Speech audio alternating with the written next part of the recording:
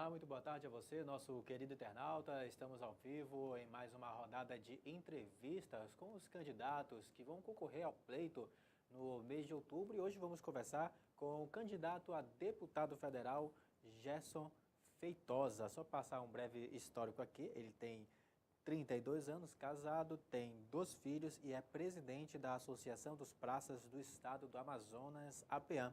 Gerson, seja bem-vindo ao portal Amazonas 1 e obrigado por receber o nosso convite. Obrigado, que é isso, obrigado. Vocês que têm uma ótima estrutura e muito bom o espaço de vocês aí na mídia amazonense. Vamos lá, o Gerson ele é presidente da Associação dos Praças do Estado do Amazonas, a gente não vai poder fugir muito, né? A gente, na verdade, pode fugir, mas é porque o tema vai ser direcionado mais, com certeza, para essa área de segurança pública. Gerson, eu queria começar falando primeiramente sobre essa onda de insegurança na cidade de Manaus. A gente vê que Manaus vem sendo assolada por guerra de facções e as pessoas estão no meio dessa guerra. O senhor candidato a deputado federal, como é que o senhor pretende trabalhar ali na Câmara para que recursos ou propostas possam chegar ao estado do Amazonas para a gente combater esse crime que atua na cidade de Manaus? Perfeito. É assim, eu acho que primeiramente a gente tem que inverter a lógica, né? A lógica da forma como a polícia militar é pensada. A gente tem uma polícia, que eu costumo dizer publicamente, que é uma polícia de governo, entendeu? Não é uma polícia de Estado. Por que não é uma polícia de governo, é uma polícia de Estado? Porque cada governo que passa implementa uma nova forma de fazer segurança pública, geralmente alçada no interesse do eleitorado, não está alçada realmente no interesse de resolver o problema, e a polícia militar fica trabalhando a cada governo que entra e que sai de uma forma diferente. Não há continuidade, não se leva em consideração o respeito à impessoalidade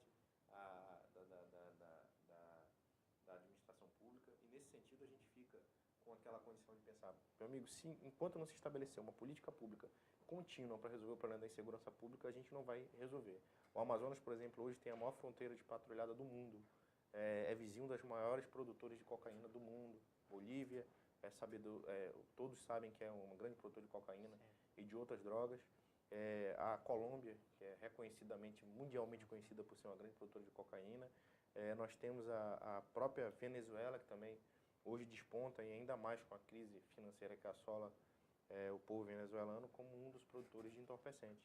E não vai se resolver o problema da segurança pública no Amazonas e nem no Brasil se a gente não resolver o problema da fronteira, inverter a lógica de atuação das polícias. Hoje a gente atua no combate às drogas sem a mínima estrutura com equipamento, helicóptero, equipamento de visão noturna, por exemplo, que qualquer polícia ou guarda costeiro dos países até menores financeiramente que o Brasil, que hoje ocupa a 8ª, quase 7ª economia do planeta, não tem esse tipo de equipamento para fazer um enfrentamento num local tão crítico como é o Amazonas. Nós temos a tristeza de ter em Tabatinga o rio chamado de Rio do Pó. Ele recebeu esse nome, não é porque lá tem poeira, não, é porque lá passa uma grande quantidade de cocaína a todo momento. Então é preciso que tenha, assim, lógico, uma política educacional revigorante para que a gente tire da mão de obra do tráfico nossa criança, nosso adolescente, que é quem é recrutado diuturnamente para fazer esse trabalho para o tráfico. Hoje nós temos crianças cada vez menores, adolescentes, pré-adolescentes, traficando e prestando serviço ao crime organizado. Então, eu inclusive acredito que o caminho para a gente trabalhar isso na periferia talvez seja as escolas militares. Eu acho que não é a saída fundamental, mas as escolas militares têm prestado um grande serviço, não só em qualidade de ensino, mas em repor a disciplina, o respeito à bandeira, o respeito ao nosso país, o respeito à dignidade do professor, que é tão desrespeitado dentro da sala de aula. A gente tem um país onde o professor sofre de depressão, sofre de diversos problemas de saúde por conta da condição de insegurança instalada dentro das escolas. Então, acho que o primeiro passo, trabalharmos com educação, fundarmos um grande pacto nacional entre governos, prefeituras e governo federal para a gente criar bases permanentes, estruturadas na fronteira do Brasil, com o Amazonas, principalmente, e investir em tecnologia na Polícia Militar do Amazonas e infraestrutura, principalmente no material humano, que é o policial militar, que precisa estar motivado para fazer enfrentamento ao crime. Você não vai conseguir ter um policial motivado que não tinha carreira até bem pouco tempo atrás, que tinha que comer comida com tapuru, que até hoje troca colete. Não sei se você sabe disso, mas a Polícia Militar funciona assim: você chega, tira o colete suado o dia inteiro, me dá para mim vestir para ir trabalhar por mais de 12 horas. Então, isso, além de ser insalubre, é inaceitável. Enquanto a gente tem um crime organizado trabalhando com fuzil 762, 556, que são fuzis de guerra, o policial militar está trocando colete com arma de calibre 40, às vezes o lote de munição vencido. Então, é preciso ter um mínimo de infraestrutura para a Polícia Militar atuar, valorização do material humano, que somos nós, os praças, que estamos aí na ponta. Então, é um trabalho contínuo, longo e que precisa ser feito com política de Estado. Seja quem for o governador, tem que manter esse trabalho continuamente, botar a Polícia Federal para perseguir esse dinheiro que as facções lavam o tempo inteiro no meio empresarial, e em outros países é sabido que as facções aqui lavam dinheiro dentro do nosso estado e fora. E a gente hoje foi invadido por duas facções das mais poderosas do país, o Comando Vermelho e a Família do Norte, estão associados para fazer frente ao PCC, que hoje se instala no Amazonas para disputar o que eu já disse, inclusive, numa entrevista no The New York Times, o entreposto do pó. O nosso estado, a rigor, a dizer ao povo amazonense, com muita tristeza, a gente fala isso, há 2 anos atrás eu falei isso, hoje é um entreposto da cocaína do mundo. É disputado pelas facções porque é o local onde a droga passa e consegue ser transportada em grande quantidade para ser exportada para o resto do planeta. Então, se a gente não sair dessa condição, não dificultar a vida do crime organizado, nós vamos continuar sendo entreposto da cocaína e cada vez mais o crime vai se armar para disputar essa posição de privilégio para poder traficar droga. Para evitar isso, no caso, aumentar o efetivo da Tríplice? Aumentar o efetivo da Polícia Militar, investir em educação, principalmente nos bairros onde as crianças estão em risco social, para você tirar essa criança da mão do criminoso que está ali o tempo todo aliciando a criança na porta das escolas para fazer parte do tráfico. Fazer um trabalho na Tríplice Fronteira, Polícia Federal, Exército, Marinha Aeronáutica e Polícia Militar, com instalação de bases permanentes, com estrutura aérea para receber voo, para poder bater avião que está transportando cocaína, para poder interceptar barcos em grande velocidade no meio do rio, equipamento de visão noturna. Vocês terem uma ideia, aqui no Amazonas a canoa vem, uma canoa de 5, 6 metros de comprimento, um calado muito profundo, cheia de cocaína, e ela é muito baixa, fica na margem da água. Quando chega na frente aqui da cidade, que é um local mais patrulhado, a gente só tem uma lancha no batalhão fluvial, para ter uma ideia, o cara simplesmente liga o motor da lancha e passa na surdina e não tem como enxergar, porque a gente não tem um óculos de visão térmica, de equipamento de visão noturna para poder enxergar esse barco. E o cara passa tranquilo, levando as 5, 6 toneladas de cocaína, maconha ou outro entorpecente, em branco praticamente, porque a polícia não tem a mínima infraestrutura. Então, é o que eu digo, precisa de infraestrutura, educação para tirar da mão do crime organizado essa mão de obra e o investimento contínuo entre Polícia Federal, Governo Federal, prefeituras e Governo do Estado, para a gente poder ter bases permanentes de atuação imediata para combater o crime organizado. Porque o progresso nos atrapalhou, a verdade é essa. O progresso no Sudeste trouxe as grandes cidades para dentro da fronteira do Brasil com o Paraguai, onde a droga entrava pelo Sudeste, e facilitou o acesso do Estado a fiscalizar. Aqui não, como o progresso não chega na região amazônica, até por uma questão da preservação da biodiversidade, da nossa natureza, está se usando desse intermeio para transformar o nosso estado no principal rota da cocaína. Então é preciso que se coloque bases na fronteiras permanentes com infraestrutura de Polícia Militar, Polícia Federal, Exército e Marinha Aeronáutica para a gente poder fazer frente a esse crime organizado, a essa grande quantidade de droga que é transportada pelo Amazonas. Sem isso, não tem como avançar e sem investir em inteligência e perseguir o dinheiro, que é quem compra de novo a droga e reinveste esse dinheiro para produzir mais droga, a gente vai continuar enxugando gelo, dando murro em ponta de faca. Candidato, o senhor falou sobre a questão dos coletes, que geralmente é usado por 2 policiais, por exemplo, num dia. Sobre a questão do plano de cargos, Sim. carreiras, enfim. O senhor participou de várias greves que tiveram no Estado, inclusive, Sim. de manifestações, para que os policiais, os que atuam aí na ponta, pudessem ter o seu reconhecimento. Sim. Como é que foi toda essa luta?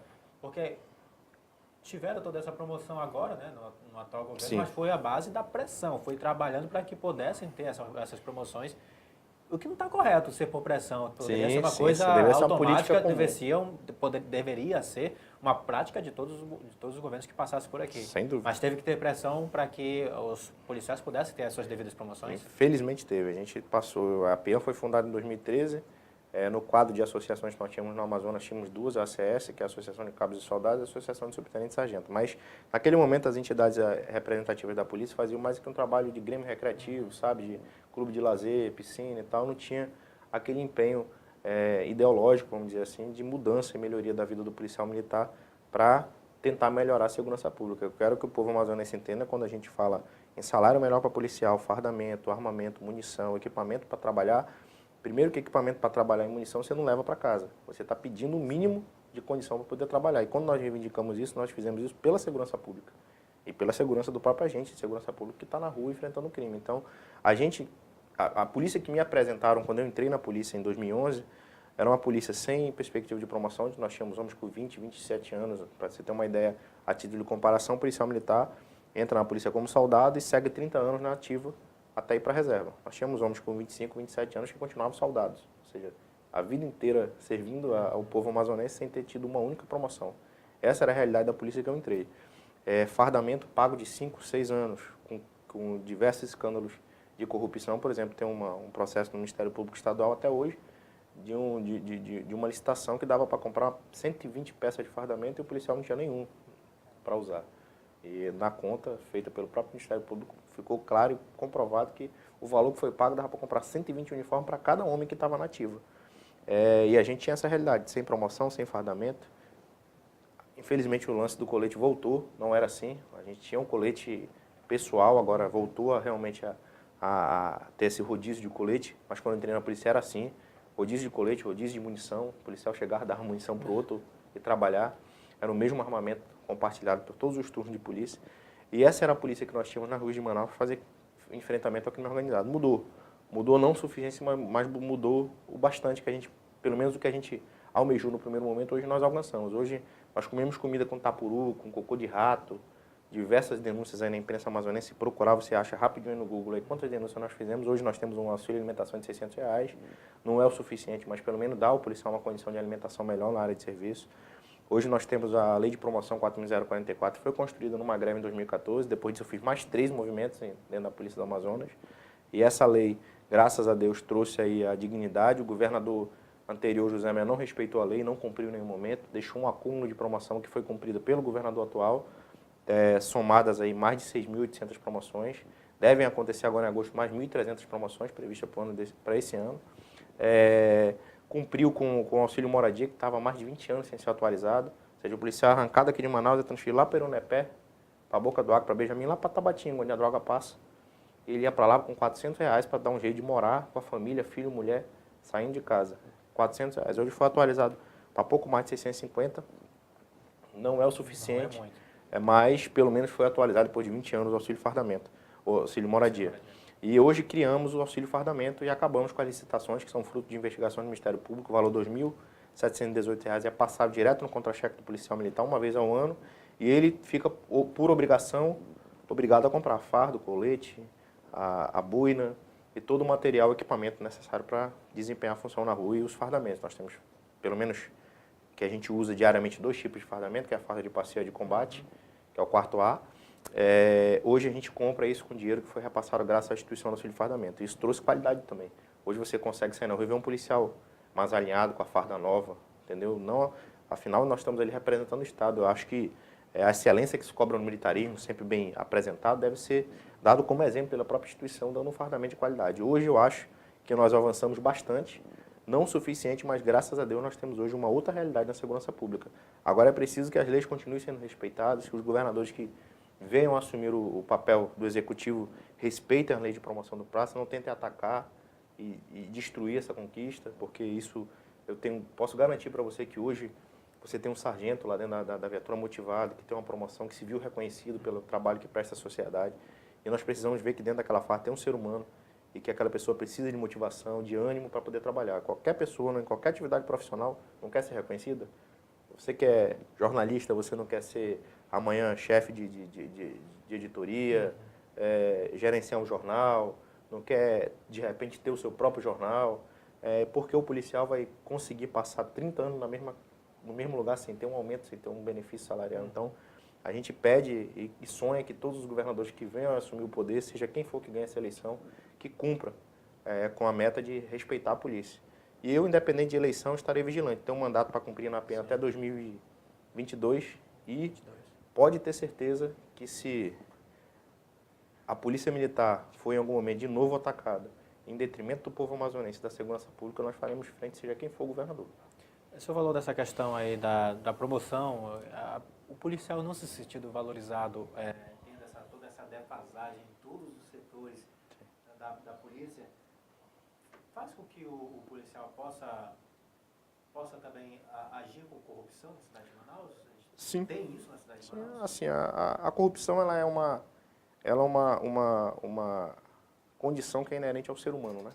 O ser humano, nós temos corruptos aí na política, sobrando inclusive, nós temos corruptos na educação, na saúde, no transporte público, em todos os meios. Eu acho que a corrupção é uma condição do ser humano e que, sem dúvida nenhuma, uma pessoa que não tem motivação nenhuma e que já tem alguma tendência à corrupção, certamente se seduzirá mais rapidamente para tipo assim, adquirir fazer parte de um ato de corrupção que vai fortalecer o crime organizado, que vai prejudicar o povo amazonense, que vai colocar em julgo, né, a segurança pública de todos nós, né? Porque mesmo a gente sendo policial militar, a gente é vítima da insegurança. Então, quando um policial se corrompe, ou quando alguém se corrompe, dá espaço para o crime avançar, você está, de certa forma, sabotando a si mesmo. Então, sem dúvida nenhuma, essa falta de condição pode, sim, facilitar a corrupção dentro da instituição. Eu queria falar um pouco sobre as suas propostas Perfeito. na Câmara. Uma delas, o senhor, inclusive, falou sobre a questão da militarização das escolas. Sim. Esse é um projeto seu, inclusive, Sem dúvida. que o senhor quer defender. Defenderei duramente esse projeto. Eu acredito que existe uma crítica toda em relação à questão ideológica, né? Com relação à questão das escolas militares. Eu acredito que a saída para a gente conseguir ter uma solução em relação ao quadro de insegurança que está instalado no nosso Estado, talvez a saída realmente seja a gente buscar as escolas militares, porque, sem dúvida nenhuma, com a educação você faz muito mais pela segurança pública do que, às vezes, até com armas e munição, porque com armas e munição você combate um problema que já está instalado, ou seja, você combate um cidadão que já está criminalizado, que já foi corrompido pela atividade criminosa e que ele dificilmente ou pouquíssimas vezes é recuperável. Agora, já a educação não. A educação você consegue, na formação, no momento onde o crime quer recrutar aquela criança, aquele adolescente, para fazer parte do crime organizado, você consegue ali recrutá-lo e tirar, em vez de deixar o crime recrutá-lo, você recruta ele para o lado do bem, para servir ao nosso país, para aprender lá sobre disciplina, respeitar o professor, respeitar os mais velhos. E ainda, de quebra, as escolas militares fornecem uma qualidade de educação acima da média no ensino público. Isso está comprovado. Nós temos aí alunos da Polícia Militar, que são dos colégios da Polícia Militar, que são campeões da Olimpíada de Matemática, têm sido aceitos em universidades, inclusive dos Estados Unidos. Nós temos casos aí de alunos do colégio da Polícia Militar que estão hoje classificados para fazer o ensino superior em Harvard, que é uma das maiores universidades do mundo. Nós temos o maior número de crianças que estudam e adolescentes que estudam em escolas militares sendo aprovados nos vestibulares da Universidade Federal do Amazonas, da UEA. Então, isso comprovadamente, além da questão de ajudar a disciplinar e manter o jovem no caminho certo, as escolas militares ainda prestam um grande serviço com ensino de qualidade. Porque, infelizmente, hoje em dia, por falta de estruturação familiar, da família estruturada, isso acaba refletindo nas crianças e nos nossos jovens. E esses jovens chegam nas escolas sem a mínima educação. A verdade é que os pais e as mães, algumas vezes, transferem para a escola a parte de educar o filho, que não é a função da escola. A função da escola é dar os meios para que a criança tenha acesso à educação, ao ensino técnico, né, a parte intelectual. Então, a gente vê que a escola militar, sendo vítima desse meio que hoje acaba por transferir para o Estado a educação do filho, a escola militar tem prestado esse papel. De certa forma, onde tem faltado essa educação, a escola militar tem entrado. E eu acho que isso, para o Brasil, vai ser de fundamental importância. Eu cercarei minhas ideias e meus projetos para que a gente consiga colocar pelo menos 2 escolas militares em cada zona da cidade de Manaus, nos municípios do interior mais populosos que a gente tem em Parintins, Taquatiara, Quari, que o crime organizado e o tráfico de droga infesta também o interior do Amazonas. Para quem não sabe disso, nós temos graves problemas no interior do Amazonas com a questão do tráfico. Eu pretendo colocar pelo menos uma escola militar em cada município desse de grande população, para que a gente consiga ter nesses municípios já esses jovens sendo formados, sendo retirados da mão do crime organizado e vindo para o lado da luz, né? Para o lado da educação, da disciplina, do respeito, que isso que vai transformar a sociedade brasileira numa grande sociedade. E também acredito muito no ensino técnico. Eu sou vítima do Cefet ainda, da ETFON, para quem é mais antigo. aprendi, fiz montagem, manutenção, instalação, configuração de rede. Eu achei que o Brasil deu uma recuada muito negativa no ensino técnico. Eu acho que a gente precisa voltar a ter grandes escolas técnicas para a gente poder formar o nosso jovem, preparar para o mercado de trabalho. Além dele ter uma educação de qualidade, disciplinada, organizada, ele já poder sair do segundo grau em direção a um trabalho, a um emprego, uma colocação profissional de qualidade. Nós temos um polo industrial, é pecar contra o próprio futuro. Se a gente não ter uma cidade industrial, como é que a gente não tem mais grandes escolas técnicas para produzir capital intelectual, para a gente ter uma grande indústria mobilizadora de capital intelectual e que possa produzir inovações tecnológicas?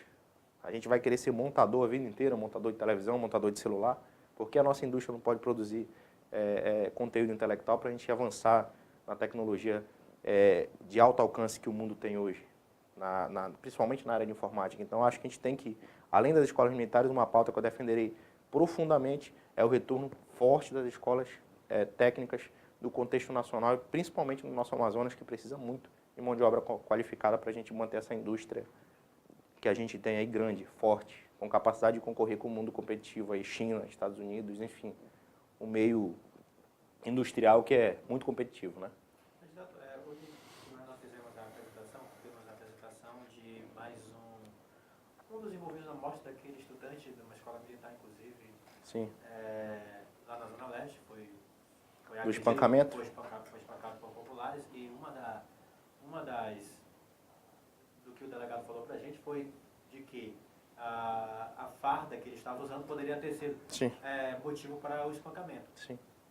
Não existe um perigo de você colocar escolas militares e de repente ter um efeito contrário quanto aos traficantes que residem nessas áreas? Existe esse perigo, e a gente também tem uma boa possibilidade de resolver esse problema com a própria estrutura que a escola militar oferece. Dentro das escolas militares, eu não sei se é de conhecimento do povo amazonense todo, mas nós temos soldados, cabos, sargentos, oficiais da Polícia Militar, tenentes, capitães, inclusive coronéis que coordenam e comandam essas escolas, que desenvolvem o trabalho de, além de ajudar a assegurar a disciplina, a ordem, o respeito, eles também fazem a segurança armada dentro dessas escolas e podem garantir, sim, a segurança dessas crianças dentro da escola. Inclusive, nós temos a infraestrutura da própria Polícia Militar, que nos horários da saída das crianças controla o trânsito, para evitar um acidente de trânsito. Nós pegamos o nosso batalhão de trânsito que vai lá e presta esse serviço de cuidar dos nossos jovens, nossos adolescentes na hora da saída.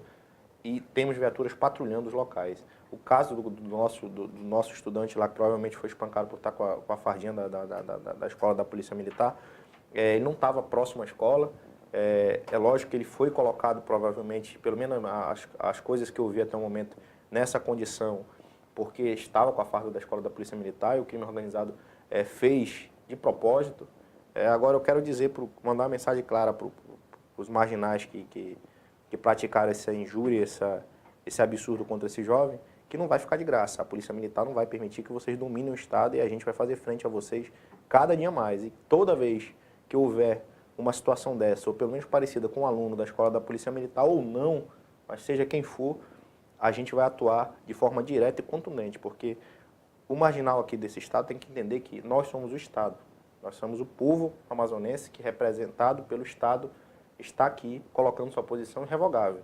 E nós vamos fazer valer nossa posição irrevogável enquanto Estado. E se o crime organizado quiser fazer frente à Polícia Militar, eu garanto para o crime organizado que nós temos como fazer frente a ele. Porque a policial militar é preparado para isso, e nós vamos permitir de maneira nenhuma que um estudante, porque está com a farda da Polícia Militar, seja açoitado por marginais no meio da nossa cidade porque ele usa a farda da Polícia Militar. Vai usar a farda da Polícia Militar e vai ser defendido para isso, e qualquer outra pessoa que se coloque nesse caminho, seja contra, que se coloque na frente do Estado. Nós vamos estar lá para fazer frente ao crime organizado, pode ter certeza.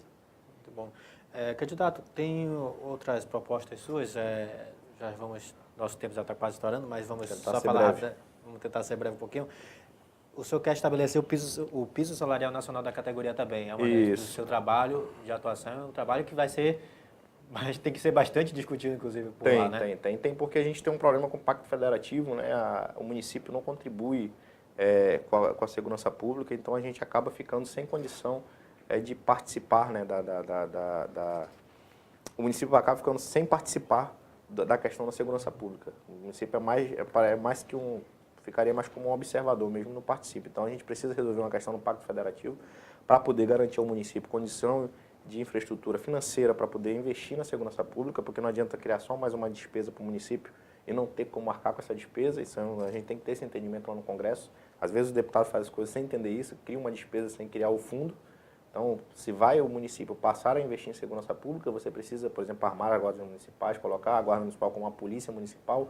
É necessário que você tenha infraestrutura financeira para dar aporte, para que o município tenha como marcar com essa despesa, tendo em vista que o município é o primo pobre da federação, porque é ele que fica, para você ter uma ideia, somente com o IPTU e o ISS, que são impostos importantes hoje, porque o mercado de serviços cresceu muito no Brasil, porque isso é uma economia dinâmica, mas ainda é muito abaixo do que arrecada os estados com ICMS ou o próprio governo federal, que substituiu o lugar do imperador. Né? O imperador saiu, botamos o governo federal para continuar centralizando toda a riqueza e o poder financeiro em suas mãos e devolver, geralmente, deficitariamente do que recebeu, ou seja, recebe muito dinheiro e devolve menos do que deveria. Então a gente vai buscar, sim, um piso salarial, uma ampla discussão com todo o Congresso Nacional, dentro da própria estrutura do novo Ministério da Segurança Pública, que tem tanto ministério no Brasil que eu considerei inútil. Se eu fosse presidente eu acabava, o da Segurança Pública já era para existir há muito tempo.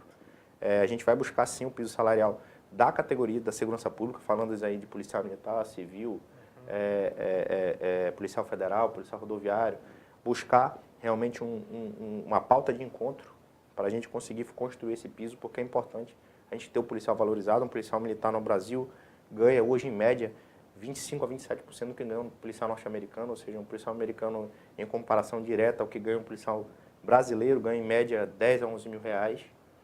Um policial que está na rua trabalhando no patrulhamento, então, olha só, 10 a 11 mil, um soldado ganha de 3 a 4 mil, ou seja, ganha mais do que o dobro, né, do que o policial militar brasileiro. Então, nós temos que buscar uma equiparação salarial para tentar resolver esse problema de valorização de infraestrutura. Nós temos também uma outra pauta, que é o Decreto-Lei 667, o R200. Nós procuraremos uma mudança legislativa nesse decreto para garantir ao policial militar uma carreira mais digna. Hoje nós temos uma carreira que está assegurada por esses dois decretos que eu citei para você, e essa carreira ela está aprisionada a algumas questões que hoje já estão ultrapassadas. Nós temos hoje, por exemplo, 3 graduações de sargento, como nós chamamos de soldado. A polícia existia soldado 1, 2 e 3. Hoje só tem soldado 1. Hoje nós temos terceiro, segundo e primeiro sargento. Nós queremos que nós tenhamos somente um tipo de sargento para encurtar a carreira do praça, para que o praça, num futuro muito próximo, possa buscar uma carreira única. O que significa? Você vai entrar somente pela porta da praça e vai chegar à oficialidade, pelo menos até o final da praça, por promoção, por tempo de serviço, e depois, por meritocracia, através de concurso interno, você vai galgar o caminho do oficialado, tenente, capitão, tenente, coronel, enfim. Essa é a ideia que a gente tem, porque a gente acha que uma pessoa que entrou pela base vai ter maior estrutura para chegar à ponta e entender toda a cadeia que significa a estrutura da Polícia Militar. Então, por isso, nós vamos buscar uma modernização do R200 e do 667 para mexer na carreira. E o outro motivo também para a gente conseguir instituir é o Código Disciplinar, democratizar a polícia, dar direito ao policial a ter liberdade de expressão, a falar sobre política, a se candidatar, a ter os direitos que qualquer cidadão tem e ser tratado bem por ser um bom policial, também ser punido por ser um mau policial. E vamos instituir o pau que dá em Chico, dá em Francisco. Porque na polícia nós temos um problema que o praça geralmente tem uma punição muito severa e às vezes um oficial comete o crime igual ou até pior e não tem punição nenhuma. Então nós vamos buscar que o pau que dá em Chico, dá em Francisco, e o Código Disciplinar da Polícia Militar sendo instituído por um código de ética, os dois lados da instituição vão ser olhados e o bom policial vai ser premiado por isso e o mau policial vai ser punido. É isso que nós queremos, é essa a ideia da mudança do decreto-lei.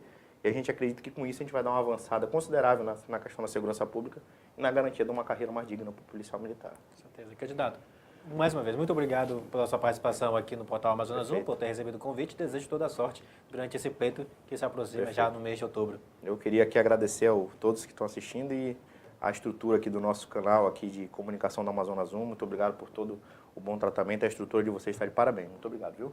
Mais uma vez, muito obrigado, candidato. Conversamos hoje com Gerson Feitosa, ele que é presidente da Associação dos Praças do Estado do Amazonas, candidato pelo MDB ao cargo de deputado federal. As nossas entrevistas continuam ao longo da semana, sempre às 3h30. Você pode acompanhar o nosso portal, tanto no Facebook quanto em nosso site, no amazonas1.com.br. Para você, querido internauta, uma boa tarde. Portal Amazonas 1, informação com qualidade.